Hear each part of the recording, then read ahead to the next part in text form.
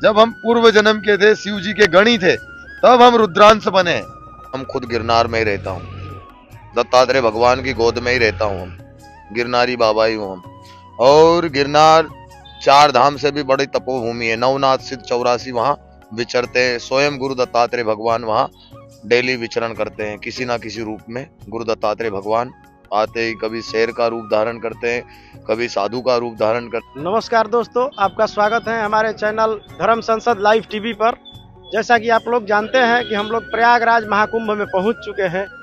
जैसा कि हम आपसे वादा किए थे कि प्रयागराज महाकुंभ में यहाँ के दिव्य त्यागी तपस्वी महान संतों के दर्शन करवाएंगे और उनके आशीर्वचन सुनवाएंगे। तो इस कड़ी में हम मिलते हैं गुरु जी से। आप सामने हमारे जो देख रहे हैं, ये बाल ब्रह्मचारी दिव्य नागा साधु हैं। आइए हम इनके आशीर्वचन सुनवाते हैं। गुरु जी नमस्कार। महादेव। हर हर महादेव, ओम नमो नारायण।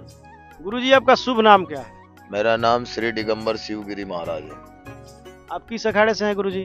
श्री पंचदश नाम जूने अखाड़े। गुरु जी, ये जो नागा सन्यासी होते हैं, हम बहुत सारे इंटरव्यू में हम लोग देखे हैं, तो ये नागा सन्यासी बनाए कैसे जाते हैं? नागा सन्यासी कठोर परिश्रम, कठोर तपस्या, हिमालय में रहते हैं, वनों में हम लोग रहते हैं, घास पत्तियों की रोटी बना के खाते हैं। 12 वर्ष लग हम अपने गुरुजी की सेवा करते हैं, योग साधना करते हैं। उसके बाद में हमारे नागा संस्कार होते हैं। और हमारे लोगों के 5 पिंड होते हैं, हमारे 17 पिंड हो जाते हैं। हम खुद का भी पिंड कर देते हैं। उसके बाद में हमारा विजय हवन होता है। विजय हवन होने के बाद में हमको धर्म ध्वजा के सामने ले जाता है। जब लिंग पे झटका मारा जाता है, नागा बाबा बना देते हैं। हम लोग सुने हैं कि गिरनार पर्वत के हजारों कंदरा है, हिमालय पे भी है, और उसमें हजारों नागा साधु सन्यासी रहते हैं। तो ये जब कुंभ लगता है तो उन लोगों के पास ना कोई मोबाइल है, ना कोई डिजिटल साधन, उन लोगों को कैसे पता चलता है कुंभ लग गया और आ जाते हैं? बेटा, हम लोग, तू गिरनार की बात कर रहा है, हम खुद गिरनार में ही रहता हूँ, दत्तात्रेय भगवान की गोद में ही रहता हूँ। हम गिरनारी बाबा ही हूँ हम। और गिरनार 4 धाम से भी बड़ी तपोभूमि है। नवनाथ सिद्ध 84 वहां विचरते हैं। स्वयं गुरु दत्तात्रेय भगवान वहां डेली विचरण करते हैं, किसी ना किसी रूप में। गुरु दत्तात्रेय भगवान आते ही कभी शेर का रूप धारण करते हैं, कभी साधु का रूप धारण करते हैं, कभी कोई रूप धारण करते हैं। तो दत्त भगवान की माया है। ब्रह्मा विष्णु महेश तीनों देवता माता सती अनसुईया ने बालक बना दिए, उनका ही स्वरूप दत्तात्रेय भगवान है। तो गुरु जी, जनमानस में ये सवाल रहता है कि जब उन लोगों के पास मोबाइल नहीं रहता, कोई डिजिटल साधन नहीं रहता, बहुत सारे ऐसे बाबा है जो वर्षों से निकलते नहीं भीतर से, तो उन लोगों को कैसे पता चल जाता है कुंभ लग गया और पहुंच जाते हैं? कुंभ की जय घोष होती है, शंखनाद होता है, और उसी की तरंगों से हमको पता लग जाता है कि अब वो महायोग आ गया है, वो चौकड़िया आ गया है। अब हमारा कुंभ का स्टार्ट आरंभ होने वाला है। इसीलिए हम लोग उसी के आह्वान से ही आते हैं। जैसे देवता को आह्वानित करते हैं, वैसे ही देवता का आह्वान होता है, वैसे ही कि साधु का भी आह्वान हो जाता है। देवता के साथ में साधु का भी आह्वान हो जाता है। जय घोष जैसे होती है, वैसे ही साधुओं के पास ये जो जटा है, हमारी तरंगे ही है। इससे ही हमको सब, हमारा सीधा सैटेलाइट चलता है, मोबाइल फोबाइल नहीं रखते हैं, डायरेक्ट ऊर्जा की तरंगे चलती है। तब में वो तो भजन है ना कि हमको सब पता लग जाता है।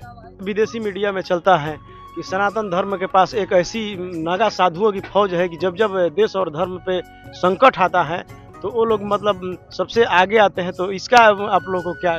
हम भारतीय हैं, हिंदुस्तानी है, सनातनी है। विदेशी क्या है साले, पेपर से गांड साफ करने वाले, उनको क्या आता है? हम लोग सनातनी है। हमारी सभ्यता चोरी करके ले जा रहा है, चोर है वो, लुटेरे है। हमारे देश को कितनी बार लूटा है इन लोगों ने, है?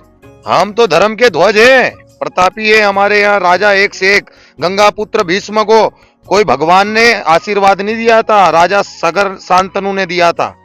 राजा शांतनु ने आशीर्वाद दिया था, जा तेरे को इच्छा मृत्यु का वरदान देते हैं। तूने जब भीष्म प्रतिज्ञा लिया है कि जीवन भर विवाहित नहीं करेगा, तो ऐसे ऐसे प्रतापी राजा थे जिनको स्वयं देवता भी आके आशीष देते थे कि ले बच्चा। जैसे शिवाजी महाराज थे, उनको माँ तुलजा भवानी ने तलवार दिया था। जैसे महाराणा प्रताप थे, जिनको एकलिंग भगवान का आशीर्वाद था। तो ऐसे हमारे पूर्वज एक से एक तपोभूमि थी। ये भारतवर्ष ऋषि मुनियों की भूमि है, इसीलिए इसका नाम भारतवर्ष है। आर्या खंड है, भारतवर्ष है, इसीलिए हमारे देश का नाम भारत है, क्योंकि ये ऋषि मुनियों की प्रतापों की देवी धरती है। हमारे देश के अंदर लोहा तो था ही नहीं, सोना, चांदी, तांबा, पीतल हमारे देश के अंदर धातुएं थी, लेकिन ये विदेशी लुटेरों ने हमको लूट लिया, खोखला कर दिया। नहीं तो हमारे देश को तो सोने की चिड़िया बोलते हैं। दोस्तों, जैसा कि आप गुरु जी को देख रहे हैं, जिस गिरनार पर्वत की आप बात सुनते हैं कि उसमें हजारों गुफाएं हैं, हजारों की संख्या में नागा साधु सन्यासी हैं, वहीं से गुरु जी आए हैं, वहीं के दिव्य महात्मा हैं, आप जिनका दर्शन कर रहे हैं। और मैं आपको गुरु जी का आशीर्वचन मैं आपको सुना रहा हूँ। अच्छा महाराज जी, जैसे हम लोग वृंदावन गए थे तो वहाँ नाम जप की प्रधानता है कि नाम जप करो, और हम काशी में रहते हैं तो वहाँ गुरु जी लोग आते हैं तो बोले कि ध्यान करो, बिना ध्यान का ज्ञान नहीं होगा। तो क्या देखो, क्या काशी जो है ध्यान केंद्र की जगह है, और वृंदावन है जो काशी है ध्यान और योग केंद्र की जगह है। काशी ये पृथ्वी का भाग नहीं है। काशी भगवान शिव जी ने अपनी दिव्य शक्ति से त्रिशूल पे उतारी हुई है। काशी इसीलिए मोक्षदायिनी है, त्रिशूल पे उतारी है, त्रिशूल पे खड़ा है, वो पृथ्वी का भाग नहीं है। और वृंदावन पृथ्वी का भाग है, इसलिए कलयुग केवल नाम आधारा, सुमिर सुमिर नर उतरे भव पारा। कलयुग केवल नाम ही आधार है, इसलिए वहां पे नाम जपता है। और ये काशी मोक्षदायिनी है, क्योंकि ये स्वर्ग से उतारा गया है। काशी को त्रिशूल पे खड़ा है शिव जी के। गुरु जी, जैसा हम लोग सुने हैं कि रामकृष्ण परमहंस काली के परम भक्त थे, उनके गुरु थे तोतारामपुरी। तो तोतारामपुरी के पास जब भी रामकृष्ण जाते थे तो बोलते थे कि तोताराम, उनके गुरु जी बोलते थे कि रामकृष्ण तेरा मोक्ष नहीं होगा, इसलिए कि मोक्ष में सभी चीज़ों से मुक्त होना पड़ता है, लेकिन तू काली से जुड़ गया है, तो जब तक जुड़ा रहेगा तो तेरा मोक्ष नहीं होगा। तो फिर जब नाम जप करेंगे, जुड़ ही जाएंगे, तो फिर मोक्ष कैसे होगा?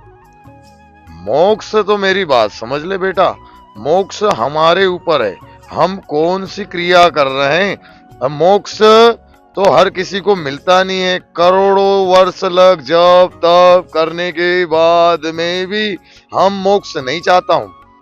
हम तो कायाकल्प करना चाहता हूं कि आज भी साधु हूं, कल भी साधु रहूं, क्योंकि इस देह को पाने के लिए इंद्र आदि देवता भी तरसते हैं। भगवान को कहते हैं कि मनुष्य देह बना, क्योंकि ये सबसे चतुर बनाया है, सब चीज का इसको खबर पड़ता है, क्या खाना है, क्या पीना है, कैसे रहना है, कैसे बैठना है, कौन से वस्त्र पहनना है, कैसे सजना धजना है, सब इसको पता है। 84 योनियां बनाया है, किसी में कीड़ा बनाया है, किसी में स्वान बनाया है, किसी में क्या बनाया है। इसमें से सबसे चतुर देह मनुष्य का बनाया है, इसलिए इसको पाने के लिए देवता भी तरसते हैं। तो हम इस देह को क्यों छोड़ना चाहे? हम लोग योगी लोग हैं, हम तो यही कहते हैं कि यह देह वापिस हमको कायाकल्प करें, तो वापिस हम शिव जी तेरा ओम नमः शिवाय का जाप जपे। ये मंत्र सदा मंगलकारी, ओम नमः शिवाय, ओम नमः शिवाय। आप भी हैं बाल ब्रह्मचारी की, माने भगवान के प्रति ही पूरी तरह से न्यौछावर है, और हमारी जो युवा पीढ़ी है वो धर्म से विमुख होते जा रही है कि हमको धर्म का क्या जरूरत है। उन लोगों के लिए क्या कहना? सबसे बड़ी बात तो मैं कहता हूं उनके माँ बाप की गलती है। कैसे? कि सबसे पहला गुरु ही माँ होता है, दूसरा गुरु होता है उसका बाप, और फिर हम लोग संसार के जगत के गुरु आ गए, सन्यासी नागा बाबा लोग। तो पहले तुम्हारे माँ बाप तुमको सही ज्ञान नहीं देवेंगे तो तुम्हारे अंदर से कहां से ज्ञान होगा? जैसे स्कूल के अंदर बच्चा जाता है और उसको मास्टर सिखाता है कि अ लिख की ब लिख की ABCD सिखाता है, कि बराखड़ी सिखाता है कि 1 2 3। ऐसे ही हम अपने बच्चे को राम नाम नहीं सिखाएंगे। आज से 50 वर्ष पहले हर घर के अंदर रामायण जी का उच्चारण होता था, एक चौपाई तो भी पढ़ते थे। तो आज वो कहाँ हो रहा है? अभी मुसलमान के पास देख, उसके बच्चे को उसका मौलाना कुराना पढ़ाएगा, उसको कुरान का ज्ञान रहेगा, छोटे से लोंडे को। और हमारे बच्चे को हमारी हनुमान चालीसा नहीं आएगी। वो कमी किसकी? माँ बाप की। हम तो सही बोलता हूँ, और सही बड़ा कड़वा होता है। सत्य वचन जो होता है कड़वा जहर जैसा होता है, और मीठा गुड़ से भी ज्यादा एकदम मीठा ही लगता है जो झूठ होता है। गुरु जी, जैसे आज का जो जनमानस है, हम लोग नागा साधु सन्यासियों के बारे में सुनते हैं कि जब भी देश धर्म पे कोई दिक्कत होता है तो आगे मिलते हैं। तो ये पाप और भ्रष्टाचार बढ़ता जा रहा है, तो इसको कैसे सुधारा जाए? समाज विकृत होते जा रहा है। देखो, अति का कोई गति नहीं होता है। जब घड़ा छलक जाता है तो फिर सर्वनाशी होता है। अति की कोई गति नहीं होती है। जब जब अधर्म हुआ है तब तब नारायण आया है। सतयुग देख ले, द्वापर देख ले, और ये कलयुग आ गया है। हाँ, सतयुग त्रेता द्वापर सब में नारायण आए, तो इसमें भी आएगा। अभी पूरा घड़ा छलका नहीं, घड़ा छलकेगा कि आएगा जब कोई किसी को नहीं मानेगा। तो फिर वही प्रकट होगा और वही मनवाएगा। जैसे बीच में कोरोना आया था तो ये कोई भगवान को मान नहीं रहा था, हाँ, और जैसे इनकी फटी तो हे भगवान बचा ले। तो भय बिन प्रीति ना होए गोपाला। इनको जब जब भय दिखाया है, भगवान ने पहले ही बताया है कि बिना भय के प्रीति नहीं होती है। हाँ, जब रामायण में भगवान जब सीता माता को लेने के लिए जा रहे थे तो सागर देवता से खूब पार्थिव लिंग भगवान ने बनाया, खूब पूजा किया, खूब अर्चना किया, ध्यान किया, तो नहीं माना। और जब अपना धनुष बाण उठाया और बोले सागर को सोख दूंगा, तो तुरंत घबरा के आ गया। इसलिए भय के बिना प्रीति नहीं होती है। जब इनको भय दिखाते तभी इनको प्रीति होती है, भगवान बचा ले। गुरुजी, आज के जो युवा है टेंशन डिप्रेशन में इतना रह रहे हैं कि आए दिन आत्महत्या कर रहे हैं। युवा पीढ़ी को कैसे क्या आप संदेश देना चाहेंगे, कैसे? देखो, पहले हम लोग गीता का जाप करते थे, रामायण जी का जाप करते थे, तो उनके अंदर सद्बुद्धि और भोजन भी हमारा सही। अब क्या बिना नहाए धोए के तुम लोग स्नान ध्यान तो कुछ कर नहीं रहे हो और रोटले बना के खा रहे हो, तो तुम्हारी बुद्धि भ्रष्ट होगी। जैसा अन्न खाओगे वैसा मन पाओगे, जैसा जल पियोगे वैसे होगी वाणी। हाँ, जैसा पियोगे पानी वैसी होगी वाणी, और जैसा खाओगे अन्न वैसा पाओगे मन। तो तुम्हारे ही अंदर है। और जो ये अकाल मौत मर रहे हैं, ये आत्महत्या कर रहे हैं, तो इनको मैं यही कह रहा हूँ कि तुम्हारा कहीं से कहीं लक था नहीं है, तुमको नरक में लक 84 में भटकना पड़ेगा, फिर भी तुम्हारा मोक्ष नहीं है। क्योंकि अकाल मृत्यु ऐसा, ये पांडव भी घबरा गए थे जब परीक्षित को सर्प ने डसा था। तो सुखदेव जी मुनि आए थे हिमालय से, और सुखदेव जी मुनि ने श्रीमद् भागवत गीता का 7 दिन लग सप्ताह का पाठ किया था, तब उनका मोक्ष हुआ था। और ये तो घोर कलयुग चल रहा है, इसलिए बच्चा जाप करो, योग करो, हाँ, सही रहो, सनातन का ध्यान दो। और हम कौन है, हमारा अस्तित्व क्या है, अपने आप को पहचानो। अंदर ही नारायण है। हाँ, मन तेरा साफ तो किस्मत तेरी दासी, मन में ही मथुरा काशी कहाँ ढूंढने जा रहा है। हर हर महादेव। गुरुजी, ऐसा समाज में देखा जाता है कि जो पापी भ्रष्टाचारी हैं वो धनी होते जा रहे हैं, वो बढ़ते जा रहे हैं, और जो भक्ति भाव में रह रहे हैं, पूजा पाठ कर रहे हैं, तो उनके साथ ऐसा क्यों है कि अब ये बेटा, ये जो है देख, ये तो शुरू से ही चलता है। सतयुग में देख, रावण जिसके पास सोने की लंका थी, और किसने, माता पार्वती ने, गणेश जी ने, कार्तिक जी ने उसको तैयार करवाया। अब रावण आया, भोलेनाथ से लंका मांग लिया। भोलेनाथ ने कहा जय हो तथास्तु, ले जा बच्चा। तो भोले बाबा तो भोले थे। तो उस समय में देवता भी वन में रहते थे, राम भगवान भी वन में भटके है राजपाट त्याग के, और इन अधर्मियों के पास में धन था। तो आज वैसे ही है कि पहले भी सतयुग से ही चलता आ रहा है, पहले भी इनके पास धन था और आज भी इनके पास धन है। हमारे जैसे तो फक्कड़ लोग ऐसे ही घूम रहे हैं। जब कितने साल के थे तो सन्यासी बन गए? अब तू देख ले, बचपन से 55 में आ गए। गुरुजी, आपके मन में ऐसा क्या भाव आया कि ये सब सुख सुविधा छोड़ के आप सन्यासी बन गए? बेटा, हम लोग पूर्व जन्म के ही नागा बाबा थे, समझ ले, तब लोग हम सन्यासी बने। जब मैं छोटा था तो नंदी बाबा के ऊपर हमारे पूर्वज हमको ले जाते थे, भोलेनाथ के, हमारे इष्ट देवता थे भोलेनाथ। और जब हमको भोलेनाथ के मंदिर में हमारे दादा परदादा ले जाते थे, वो अभिषेक करते थे, तो मैं नंदी के ऊपर बैठ जाता था, चल मेरा घोड़ा।